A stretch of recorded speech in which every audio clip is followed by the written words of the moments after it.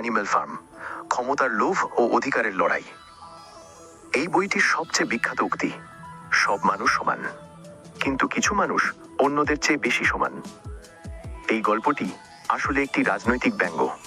এটি আমাদের শেখায় যে ক্ষমতা যখন অন্ধ এবং লোভী মানুষের বা শূকরের মতো চরিত্রের হাতে যায়, তখন তারা সাধারণ মানুষের অধিকার কেড়ে নেয় এবং নিজেই সেই শোষকে পরিণত হয় যাকে তারা একসময় তাড়াতে চেয়েছিল। মিস্টার জোন্স ছিলেন ম্যানর ফার্মের মালিক, কিন্তু তিনি ছিলেন একজন নিষ্ঠুর এবং মাতাল মানুষ।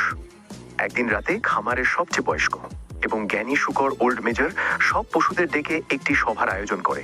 সে তাদের বোঝায় যে মানুষের অধীনে থেকে তারা সারা জীবন শুধু কষ্টই পাবে, তাই মুক্তির একমাত্র পথ হলো বিদ্রোহ।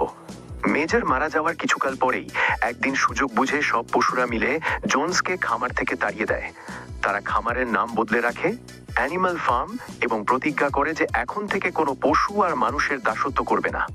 তারা নিজেদের জন্য কিছু নিয়ম তৈরি করে, যার মধ্যে প্রধান ছিল যে কোনো পশু অন্য পশুকে হত্যা করবে না এবং সব পশু সমান অধিকার পাবে। খামারের শাসনভার আসে স্নোবল এবং নেপোলিয়ান নামের দুই শূকরের হাতে। স্নোবল ছিল খুবই কর্মঠ এবং সৃজনশীল। সে খামারের উন্নয়নের জন্য একটি উইন্ডমিল বা বায়ুকল তৈরির পরিকল্পনা করে, কিন্তু নেপোলিয়ান ছিল অত্যন্ত ধূর্ত এবং ক্ষমতার লোভী। সে নিজের আড়ালে কিছু কুকুরকে হিংস্র যোদ্ধা হিসেবে বড় করে তুলেছিল।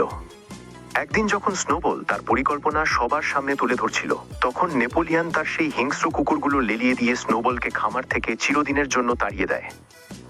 এরপর থেকে নেপোলিয়ান হয়ে ওঠে খামারের একচ্ছত্র অধিপতি। সে ঘোষণা করে যে এখন থেকে সব সিদ্ধান্ত সে একাই নেবে। ধীরে ধীরে খামারের চিত্র বদলাতে শুরু করে। নেপোলিয়ান সাধারণ পশুদের অতিরিক্ত খাটাতে থাকে, কিন্তু তাদের খাবারের পরিমাণ কমিয়ে দেয়।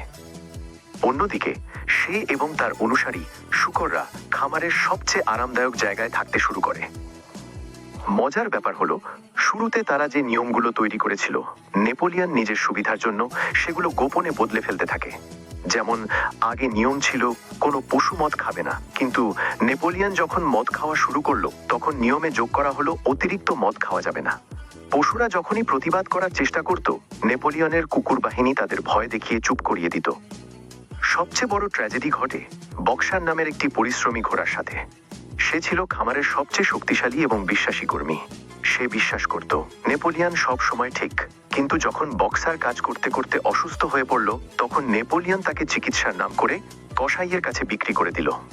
সময়ের সাথে সাথে শূকররা এতটাই বদলে গেল যে তারা মানুষের মতো পোশাক পরতে শুরু করলো, দুই পায়ে হাঁটতে শিখলো এবং খামারের সেই বিখ্যাত নিয়মটি বদলে লিখল যে সব পশু সমান, কিন্তু কিছু পশু অন্যদের চেয়ে বেশি সমান। গল্পের শেষে দেখা যায় শূকররা মানুষের সাথে বসে ভোজসভা করছে।